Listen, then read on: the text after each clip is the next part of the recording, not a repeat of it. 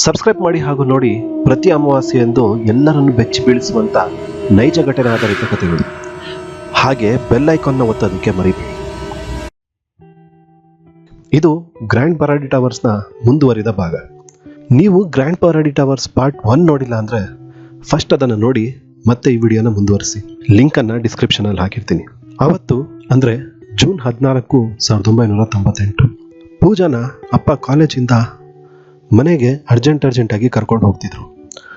ಆದರೆ ಪೂಜಂಗೆ ಅಪ್ಪನ ಯಾಕೆ ಅಂತ ಕೇಳೋಕ್ಕಾಗಲಿಲ್ಲ. ಯಾಕಂದರೆ ಅಪ್ಪನ ಕಣ್ಣಲ್ಲಿ ನೀರು ಬರ್ತಿತ್ತು. ಗಾಡಿ ಅಪಾರ್ಟ್ಮೆಂಟ್ ಹತ್ರ ಬಂತು. ಅಪಾರ್ಟ್ಮೆಂಟ್ ಮುಂದೆ ತುಂಬ ಜನ ಗುಂಪು ಕೂಡಿದ್ದಾರೆ. ಪೂಜಂಗೆ ಏನೂ ಅರ್ಥ ಆಗಲಿಲ್ಲ.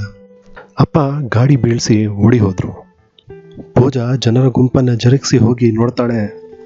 2 ಹೆಣ ಮೇಲಿಂದ ಬಿದ್ದು ಆತ್ಮಹತ್ಯೆ ಮಾಡ್ಕೊಂಡಿದ್ದಾರೆ. ಯಾರು ಅಂತ ನೋಡಿದ್ರೆ ಅದು ತಾತ ಅಜ್ಜಿ. ಪೂಜಂಗೆ ದುಃಖ ಉಕ್ಕಿ ಬಂತು. ಹೋಗಿ ಗಟ್ಟಿಯಾಗಿ ಹಿಡ್ಕೊಂಡು ಅಳಬೇಕು ಅಂದ್ಕೊಂಡ್ಳು.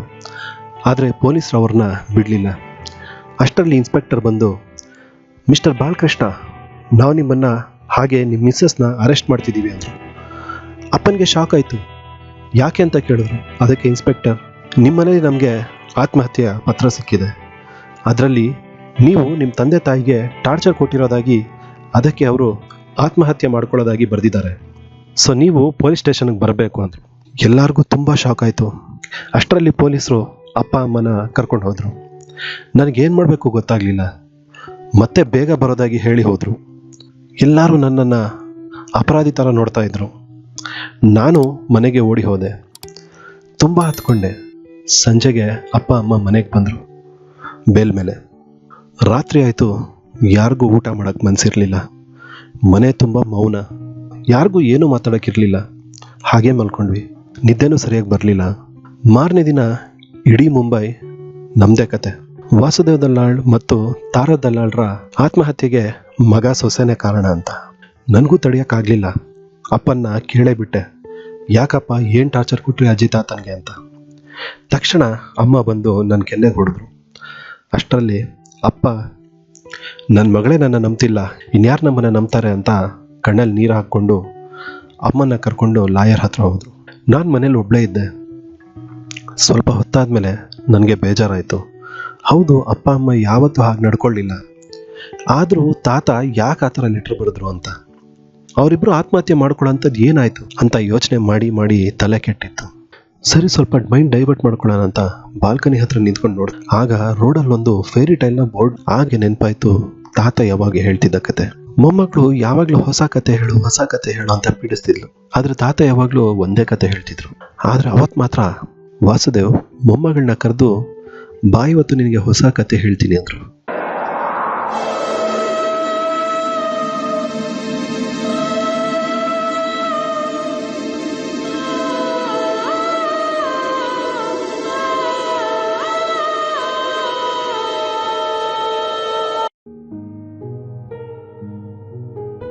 ಒಂದು ಫ್ಯಾಮಿಲಿ ಇತ್ತು.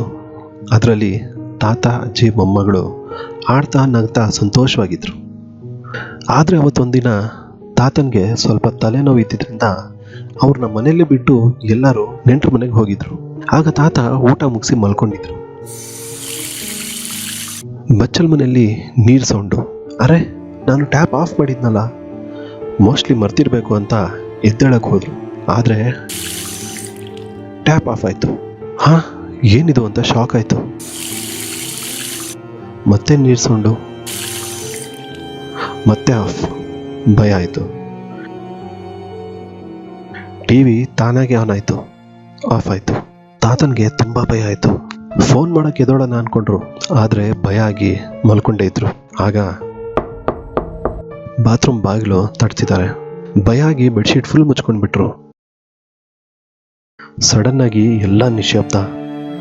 ಆಗ ತಾತ ಬೆಡ್ಶೀಟ್ ನಿಧಾನವಾಗಿ ತೆಗೆದ್ರು. ಮುಂದೆ ನೋಡಿದ್ರೆ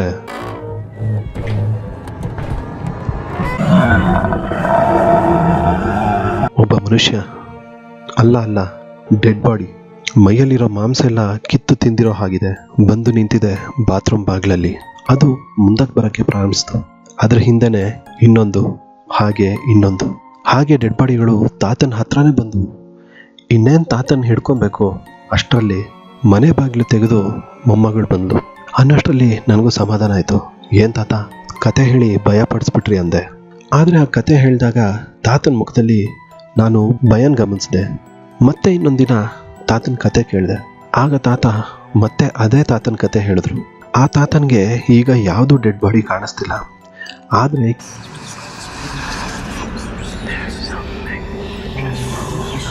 ಕಿವಿಲಿ ಜನ ಮಾತಾಡ್ತಾ ಇದ್ದಾರೆ, ನನ್ನ ಜೊತೆ ಬಾ ಅಂತಿದ್ದಾರೆ. ಎಲ್ಗೆ ತಾತ ಗೊತ್ತಿಲ್ಲ, ಆದರೆ ದಿನ ಕರೀತಾರೆ ಅಂದರು. ಈ ಕತೆ ಬೇಡ ತಾತ, ಬೇರೆ ಏನಾದರೂ ಹೇಳಿ ಅಂದು ಪೂಜೆ.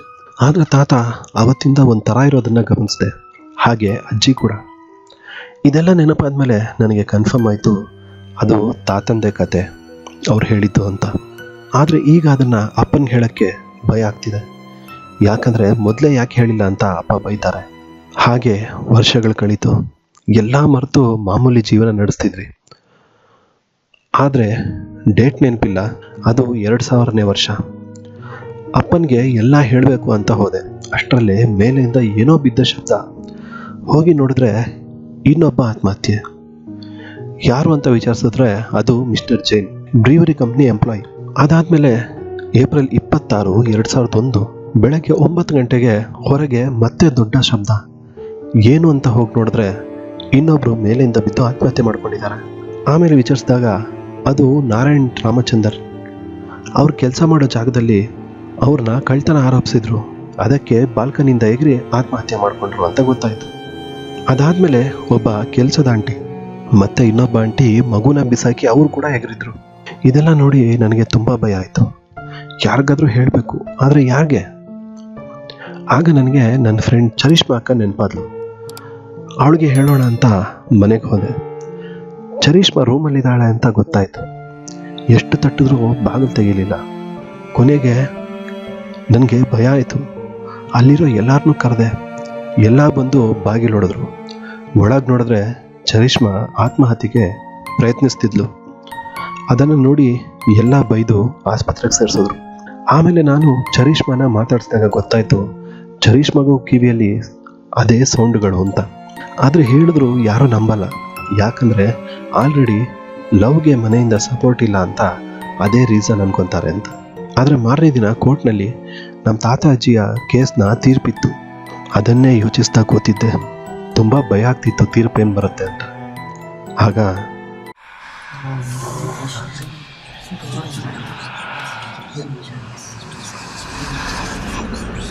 ಅರೆ ನನಗೂ ಆ ಸೌಂಡ್ಗಳು ಕೇಳಿಸ್ತಿದೆ. ಈಗ ಹೇಗೆ ಅಪ್ಪನಿಗೆ ಹೇಳಿ? ಯಾಕಂದ್ರೆ ಅಪ್ಪ ಕೂಡ ಬೈದಲ್ಲಿರ್ತಾರೆ. ಸರಿ, ನಾಳೆ ಹೇಳ್ತೀನಿ. ಅಲ್ಲಿಗೆ ಡೈರಿ ಖಾಲಿ. ಮುಂದೇನಾಯಿತು? ಅದಿತಿಗೆ ಗೊಂದಲ ಆಯಿತು, ತಿಳ್ಕೊಳ್ಳೋ ಕುತೂಹಲ. ಸರಿ, ಆಗಲೇ ಹೋಗಿ ಇಂಟರ್ನೆಟ್ಟಲ್ಲಿ ಬ್ರೌಸ್ ಮಾಡಿದ್ಲು, ದಲ್ಲಾಳ್ ಕೇಸ್ ಅಂತ. ಆಗ ಅವಳಿಗೆ ಒಂದು ಶಾಕ್ ಕಾದಿತ್ತು. ಅದೇನೆಂದರೆ ಮಾರ್ಚ್ 28, 2005 ದಲ್ಲಾಳ್ ಕೇಸ್ನ ತೀರ್ಪಿತ್ತು. ಆದರೆ ಕೋರ್ಟ್ಗೆ ಬಾಲಕೃಷ್ಣ ದಲ್ಲಾಳ್ ಹಾಗೆ ಸೋನಲ್ ದಲ್ಲಾಳ್ ಬರಲಿಲ್ಲ. ಯಾಕೆ ಅಂತ ಅಪಾರ್ಟ್ಮೆಂಟ್ಗೆ ಹೋಗಿ ವಿಚಾರಿಸಿದಾಗ ಗೊತ್ತಾಯಿತು ಅಪ್ಪ ಅಮ್ಮ ತಮ್ಮ ಮಗಳ ಜೊತೆ ಬೆಳಗ್ಗೆ 6:30 ಬಾಲ್ಕನಿಯಿಂದ ಎಗರಿ ಆತ್ಮಹತ್ಯೆ ಮಾಡ್ಕೊಂಡಿದ್ದಾರೆ ಅಂತ. ಅದಿತಿಗೆ ಶಾಕ್ ಆಯಿತು. ಮತ್ತೆ ಮುಂದಕ್ಕೆ ಚರಿಷ್ಮಾ ಅಂತಾನೂ ಸರ್ಚ್ ಮಾಡಿದ್ಲು. ಆಗ ಗೊತ್ತಾಯಿತು ಅಕ್ಟೋಬರ್ 28, 2006 ಚರಿಷ್ಮಾ ಕೂಡ ಬಿಲ್ಡಿಂಗ್ ಇಂದ ಎಗರಿ ಸತ್ತು ಹೋದ್ಲು ಅಂತ. ಆಗ ಅಲ್ಲಿ ಇನ್ನೊಂದು ಆರ್ಟಿಕಲ್ನ ಓದಿದ್ಲು ಅದಿತಿ. ಆಗ ಅವಳ ಹಾರ್ಟು ಬಾಯಿಗೆ ಬಂದಂಗಾಯ್ತು. ಯಾಕಂದ್ರೆ ಅವರಿರೋ ಅಪಾರ್ಟ್ಮೆಂಟ್ ಹಾಂಟೆಡ್ ಅಂತ ಬರ್ದಿದ್ದಾರೆ. ಈಗ ತುಂಬಾ ಭಯ ಆಯಿತು. ಹಾಗೆ ಭಯದಲ್ಲಿ ಮಂಚದ ಮೇಲೆ ಹೋಗಿ ಮಲ್ಕೊಂಡ್ಲು. ಆಗ ಬಾಗಿಲು ತಟ್ಟೋ ಶಬ್ದ. ಹಾಗೆ ಬಾಗಿಲು ನೋಡಿಕೊಂಡು ಒಂದು ಹೆಣ ಬಂತು. ಕಿಟಕಿಯಿಂದನೂ ಹೆಣಗಳು ಬಂದವು. ಕೊನೆಗೆ ಎಲ್ಲ ಹೆಣಗಳು ಒಟ್ಟಿಗೆ ಬರ್ತಿದೆ. ಅದನ್ನು ನೋಡಿ ಭಯ ಆಗಿ ಜೋರಾಗಿ ಕಿರ್ಚ್ಕೊಂಡ್ಲು. ಆಗ ಅಪ್ಪ ಅಮ್ಮ ಓಡಿ ಬಂದು ಅವಳನ್ನು ಹಿಡ್ಕೊಂಡ್ರು. ಅವರು ಅಲ್ಲೇ ಮಲಗಿದ್ದು. ಬೆಳಗ್ಗೆ ಎದ್ದ ತಕ್ಷಣ ಅಪಾರ್ಟ್ಮೆಂಟ್ನ ಮುಖ್ಯಸ್ಥರ ಹತ್ರ ಮಾತಾಡಿ ಗೋಸ್ಟ್ ಹಂಟರ್ಸ್ನ ಕರೆಸ್ತಾರೆ. ಆಗ ಅವರು ಬಂದು ತಮ್ಮ ಇನ್ಸ್ಟ್ರೂಮೆಂಟ್ಸಿಂದ ಇನ್ವೆಸ್ಟಿಗೇಟ್ ಮಾಡಿದ್ಮೇಲೆ ಗೊತ್ತಾಯಿತು ಅಲ್ಲಿ ನಿಜವಾಗ್ಲೂ ಪ್ಯಾರಾನಾರ್ಮಲ್ ಆಕ್ಟಿವಿಟೀಸ್ ಇದೆ ಅಂತ. ಅದರಲ್ಲೂ 8th ಫ್ಲೋರಲ್ಲಿ. ಅವರು ಇಡೀ ಬಿಲ್ಡಿಂಗ್ಸ್ ಹಾಗೆ ಸರೌಂಡಿಂಗ್ಸ್ನ ನೋಡಿದ್ಮೇಲೆ ಒಂದು ಥಿಯರಿ ಹೇಳಿದ್ರು. ಅದೇನಂದರೆ ಗ್ರ್ಯಾಂಡ್ ಪರಾಡಿ ಟವರ್ಸ್ನ 200 ಮೀಟರ್ ಹತ್ತಿರದಲ್ಲೇ ಪಾರ್ಸಿಗಳ ಟವರ್ ಆಫ್ ಸೈಲೆನ್ಸ್ ಇದೆ.